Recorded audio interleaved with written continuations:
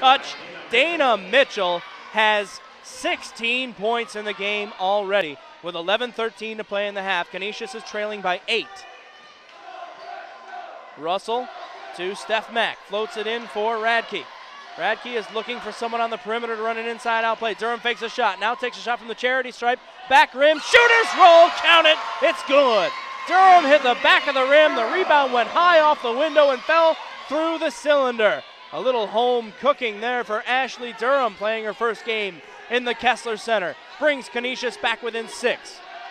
Jenkins down low, Mitchell dribbles around Radke into the paint, and it doesn't get any easier than that. No backslide help there that time for Ellie Radke, and Mitchell beat her off the dribble, got right under the basket, and laid it up and in.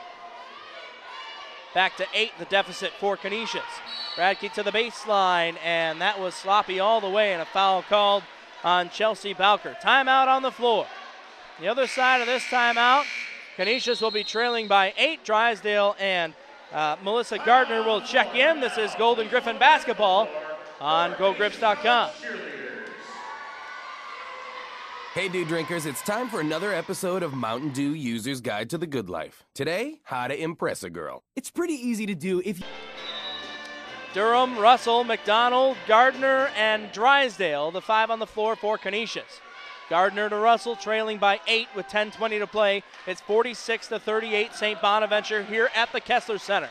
Playing in the shadows of a women's NIT banner, Michaela Drysdale hits the side of the rim with a three-pointer, and it's rebounded by Andrea Donath. Bowker threw it back to Donath and into the front court. Durham stole it, warded her away with the arm, or so says the official. Terry Zay is having a hard time restraining his emotions after that call. It looked like Ashley Durham was going to go in all alone on the basket after stealing it from Donath, but she's called for the foul, and that is her second personal. Second personal, my mistake. Now down low is Bowker, back out on the inside-out play. Van Tatenhove launched a 3. It was off the mark. Durham speeds away with the rebound. Settles it back down in the front court. I got to correct myself one more time. 1 foul on Ashley Durham, not 2. 6th team foul on the Griffs. The next one, the Bonnies will be shooting the 1-and-1. Russell with 12 to shoot. Picks up her dribble, looking for help. Durham comes in to bail her out.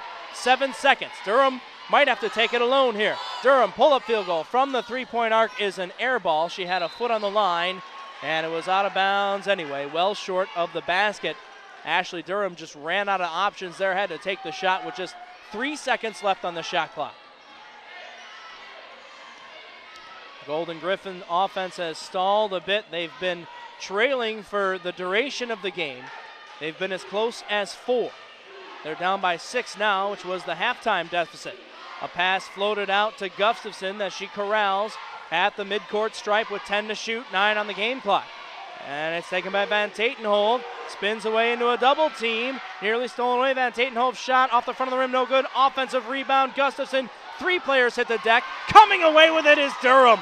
What a play. Durham stole it away from Gustafson, and Donath got the ball to a teammate, and away come the Griffs. Now into the front court, Brittany Russell.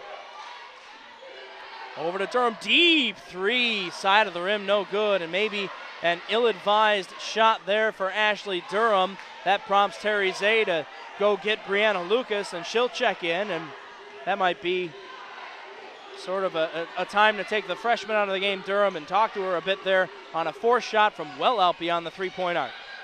Van Tatenhove right into her man Gardner. She dishes it off. Donath to Jenkins, the dangerous perimeter threat. Steps back behind the line. Front rim no good. Rebound saved. And a foul called on Gardner as the ball was saved along the sideline by one of the Bonnies. It may have been Donath, I believe, and a foul called on the play. I believe it went against Melissa Gardner, but I don't see a foul being put up on the board. We'll check it out and come back after. Welcome back to Canisius College basketball.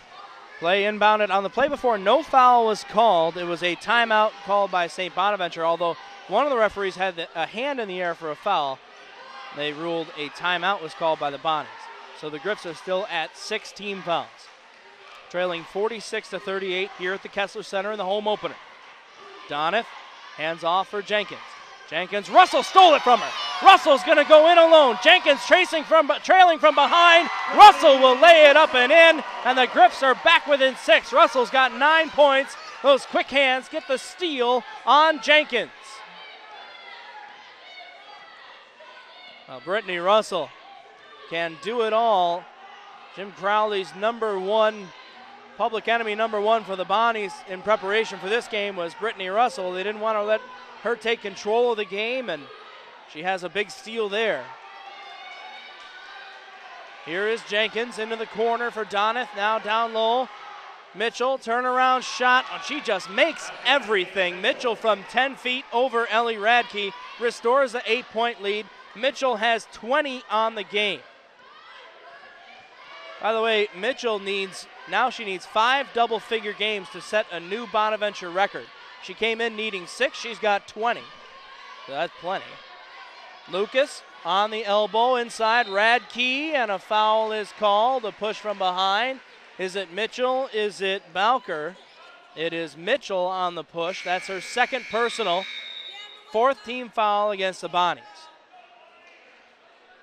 And we have a timeout on the floor. Time to take a break on the Golden Griffin Broadcast Network. Hey fans, looking for a place to lace up the skates this winter? Stop by the Amherst Pepsi Center where 3-point range. Michaela Drysdale and Ellie Radke both have 9 points for Canisius, as does Brittany Russell. Radke's shot is blocked by Van Tatenhove and recovered by Walker. And Walker trying to dribble away from the dangerous stealer, Brittany Russell. Walker picks up her dribble and throws it to Donath. Now into the corner, Jenkins in front of her own bench. A low pass that Donath corrals. Inside, Mitchell at the charity stripe trying to fake out her man. Now to the baseline. Walker's shot hit the side of the rim, and it's rebounded by Russell. Russell coming away with it. Into traffic with the ball. She settles it down between the rings. A bounce pass for Drysdale. Back to Russell. Spots up for 3 on the way. Front rim no good. Rebounded by Jenkins. 5:45 on the game clock. And an 8-point St. Bonaventure lead. Bonnie's looking to win their 4th in a row over Canisius and improve to 3-0 on the season. This is the most competitive game they've had so far. They've won their 2 previous games by better than 20 points both times. Van Tatenhove. Bonnies have led for all 80 minutes that they've played this season, led or tied.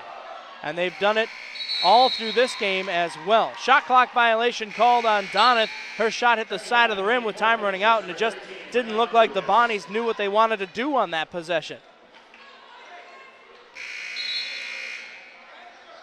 Gardner will inbound. She's got Russell, Radke, Lucas, and Drysdale. Indeed, Durham was pulled out after that deep 3-pointer, but she is second from the end of the bench and ready to go back in when called upon.